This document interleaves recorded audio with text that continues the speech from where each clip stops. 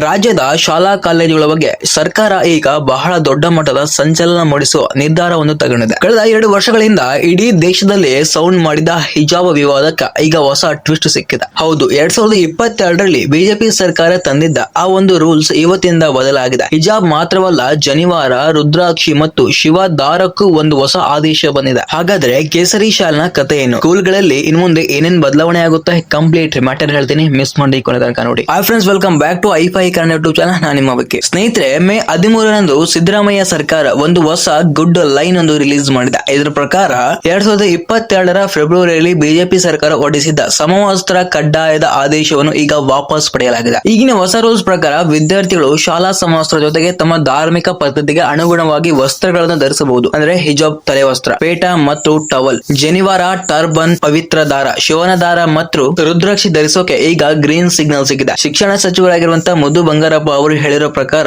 ಮಕ್ಕಳ ಹಿತದೃಷ್ಟಿಯಿಂದ ಮತ್ತು ಅವರ ಸಂಪ್ರದಾಯಕ್ಕೆ ಗೌರವ ತರೋಕೆ ಈ ನಿರ್ಧಾರವನ್ನು ತಗೊಂಡಿದ್ದಾರಂತೆ. ಆದ್ರೆ ಇಲ್ಲೊಂದು ದೊಡ್ಡ ಟ್ವಿಸ್ಟ್ ಇದೆ ನೋಡಿ. ಹಿಜಾಬ್, ಜನಿವಾರಕ್ಕೆ ಓಕೆ ಅಂದಿರೋ ಸರ್ಕಾರ ಕೇಸರಿ ಶಾಲ್ ಬಗ್ಗೆ ಎಲ್ಲಿಯೂ ಸ್ಪಷ್ಟವಾಗಿ ಹೇಳಿಲ್ಲ. ಆದೇಶದಲ್ಲಿ ಏನಿದೆ ಅಂದ್ರೆ ಸಾಂಪ್ರದಾಯಿಕ ಸಂಕೇತಗಳನ್ನು ಸಮವಸ್ತ್ರಕ್ಕೆ ಪೂರಕವಾಗಿರಬೇಕು ಮತ್ತು ಶಿಸ್ತಿಗೆ ಧಕ್ಕೆ ಆಗಬಾರ್ದು ಅಂತ ಒಂದು ಸ್ಟೇಟ್ಮೆಂಟ್ ಕೊಟ್ಟಿದೆ. ಈಗಿರೋ ಪ್ರಶ್ನೆ ಇದೆ, ಕೇಸರಿ ಶಾಲ್ಗೆ ಪರ್ಮಿಷನ್ ಇದೆಯಾ ಇಲ್ವಾ? ಸಿಂಧೂರ ಕುಂಕುಮ ಬಗ್ಗೆ ಕಥೆ ಏನು? ಈ ಒಂದು ಪಾಯಿಂಟ್ ಈಗ ಮತ್ತೆ ದೊಡ್ಡ ಗೊಂದಲಕ್ಕೆ ಗುರಿ ಮಾಡಿಕೊಟ್ಟಿದೆ. ಇತ್ತ ಸರ್ಕಾರದ ಈ ಆದೇಶ ಹೊರಬೀಳ್ತಿದ್ದಂತೆ ವಿರೋಧ ಪಕ್ಷ ಬಿಜೆಪಿ ಫುಲ್ ಗರಂ ಆಗಿದೆ. ವಿರೋಧ ಪಕ್ಷದ ನಾಯಕ ಆರ್ ಅಶೋಕ್ ಅವರು ಇದು ಓಲೈಕೆ ಸರ್ಕಾರ ಅಂತ ಕಿಡಿಕಾರಿದ್ದಾರೆ. ಮುಸ್ಲಿಂ ಮತ ಬ್ಯಾಂಕ್ ಉಳಿಸೋಕೆ ಕಾಂಗ್ರೆಸ್ ಈ ರೀತಿ ಮಾಡ್ತಾ ಇದೆ, ಇದು ಮಕ್ಕಳ ಮನಸ್ಸಿನಲ್ಲಿ ಧರ್ಮದ ಗೋಡೆ ಕಟ್ಟೋ ಕೆಲಸ ಅಂತ ವಾಗ್ದಾಳಿ ಕೂಡ ನಡೆಸಿದ್ದಾರೆ. ಇನ್ನೊಂದ್ ಕಡೆ ಶ್ರೀರಾಮ ಸೇನೆಯ ಪ್ರಮೋದ್ ಮುತಾಲಿಕ್ ಅವರು ಇದನ್ನು ನಾವು ಹೈಕೋರ್ಟ್ ನಲ್ಲಿ ಪ್ರಶ್ನೆ ಮಾಡ್ತೀವಿ ಅಂತ ಹೇಳ್ತಿದ್ದಾರೆ. ಅಂದ್ರೆ ಮುಗಿದೇ ಹೋಯ್ತು ಅಂತಿದ್ದ ವಿವಾದ ಈಗ ಮತ್ತೆ ಮುನ್ನೆಲೆಗೆ ಬಂದಿದೆ. ನೋಡಿದ್ರಲ್ಲ ಫ್ರೆಂಡ್ಸ್, ಸ್ಕೂಲ್ ಮತ್ತು ಕಾಲೇಜುಗಳು ಹಿಜಾಬ್ ಜೊತೆಗೆ ಜನಿವಾರ, ರುದ್ರಾಕ್ಷಿಗೆ